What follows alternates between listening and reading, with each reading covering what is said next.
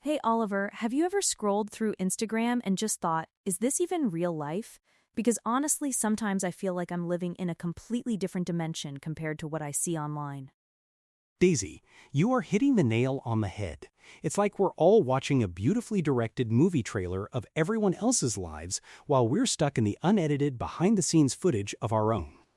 And let me tell you, my behind-the-scenes often involves a lot of mismatched socks and burnt toast. Right. My aesthetic on a Tuesday morning is definitely not a latte with perfect foam art and a sun-drenched minimalist apartment. It's more like a desperate grab for coffee and trying to find my keys while tripping over a rogue shoe. There's such a huge disconnect. And that disconnect is what we really want to talk about today. The stark, sometimes hilarious, sometimes heartbreaking contrast between street reality and social media. Because while social media offers this incredible window into other lives, it's often a window with a very specific, flattering filter on it. Exactly. I mean, think about travel photos. Everyone posts the iconic shot standing perfectly poised in front of the Eiffel Tower or a serene beach sunset. What you don't see is the 45 minutes they spent trying to get that one shot, the crowds just out of frame, the arguments with their travel companion, or the fact that it started raining 5 minutes later. Oh, absolutely. I went to a secret waterfall once that looked pristine on someone's feed. In reality, it was a muddy hike surrounded by about 50 other people trying to get the exact same solitary shot. My phone almost slipped into the water, and I nearly got run over by a selfie stick. The selfie stick is the ultimate symbol of the social media illusion, isn't it?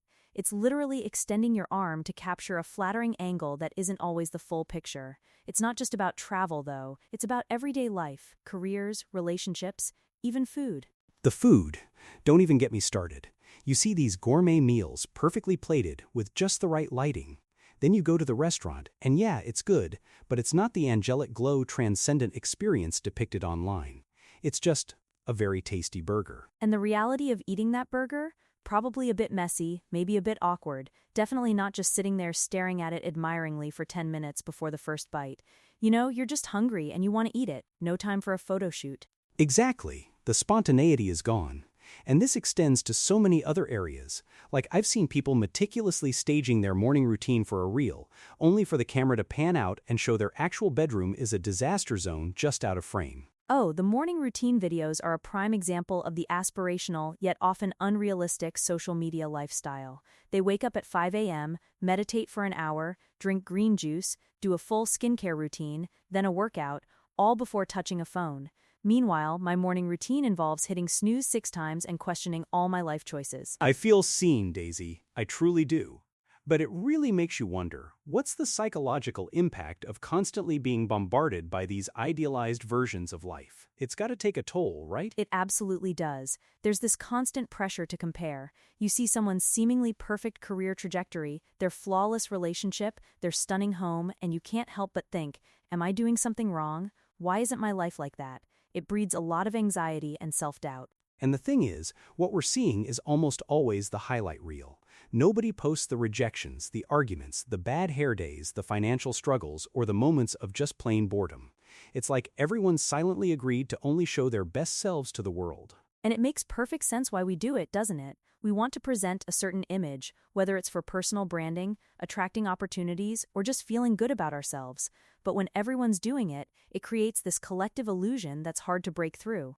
It's almost like a performative aspect to life now. You're not just living your life, you're living it with an eye on how it would look in a grid post or a story. Is this moment Instagrammable? Should I capture this for content? It changes the way you experience things. It really does. I've been guilty of it myself, like trying to find the perfect angle for a scenic view instead of just soaking it in, or meticulously arranging a meal for a photo, and by the time I'm done, it's cold. It's taking away from the actual present moment experience. That's the real cost, I think. The erosion of genuine presence. We're so focused on documenting the perfect version of reality that we miss the perfectly imperfect, messy, beautiful reality unfolding right in front of us. The quiet moments, the awkward laughs, the real conversations. And those are the moments that truly make up life, aren't they? Not the curated snapshot, but the feeling, the atmosphere, the human connection. I remember seeing a post once that said, "Don't compare your behind the scenes to someone else's highlight reel." It's so true, but it's incredibly hard to internalize when you're constantly scrolling. It requires a conscious effort, and it also requires a certain level of media literacy to understand that what you're seeing isn't necessarily the whole truth. It's a highly edited, highly selective narrative. Like, that influencer with the perfect body probably has a whole team of people, specific lighting, and angles to achieve that look. Oh, filters and editing are a whole other can of worms. It's not just about choosing the best photo anymore, it's about altering reality. Smooth skin, slimmer figures, brighter eyes. It sets completely unattainable beauty standards, not just for others, but for ourselves when we look in the mirror. And the irony is, when you actually meet some of these people in real life, they often look just like regular people, which is a good thing. But it highlights how much of the perfection we see online is just an optical illusion, not actual street reality. It makes me think about the concept of authenticity online. Everyone talks about being authentic, but what does that even mean when there's so much pressure to perform and present a certain way? Is authentic just a new kind of curated image? That's a deep question, Daisy. I think true authenticity online would involve showing the mundane, the unglamorous, the mistakes. But who really wants to do that when the algorithm often rewards the aspirational and the visually stunning? It's a tricky balance. It's almost like we need to treat social media as a form of entertainment or inspiration, rather than a mirror to compare our own lives to. It's a show, not a documentary. That's a great way to put it. And maybe even actively seek out accounts that do show a more real side of things. People who talk about their struggles, their bad days, or just the regular, everyday moments without making them look like a magazine spread. Definitely. I've found a lot of solace in following creators who are open about mental health challenges or the reality of parenthood, for example. It makes you feel less alone and helps to normalize the everyday struggles that are so rarely seen in that highlight reel culture. It helps to build a more realistic picture of the human experience, because ultimately we're all just trying to figure things out.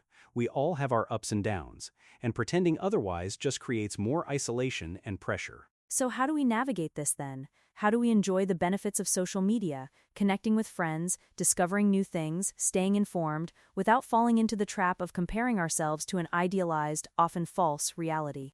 I think it starts with awareness, recognizing that what you're seeing isn't the full story, and then setting boundaries, maybe a digital detox every now and then, or limiting your screen time, or even consciously unfollowing accounts that make you feel inadequate. Unfollowing is a powerful tool. It's like decluttering your mental space. If an account consistently makes you feel bad about yourself, it's not serving you, no matter how aspirational it seems. Your mental well-being is more important than someone else's curated feed. Absolutely. And also, actively engaging with your own real life.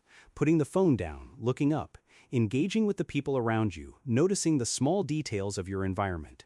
Embracing the street reality instead of constantly seeking the social media moment. It's about finding gratitude for your own journey, even if it's not perfectly polished for public consumption. Your life, with all its quirks and imperfections, is just as valid and valuable as anyone else's, probably even more so because it's genuinely yours.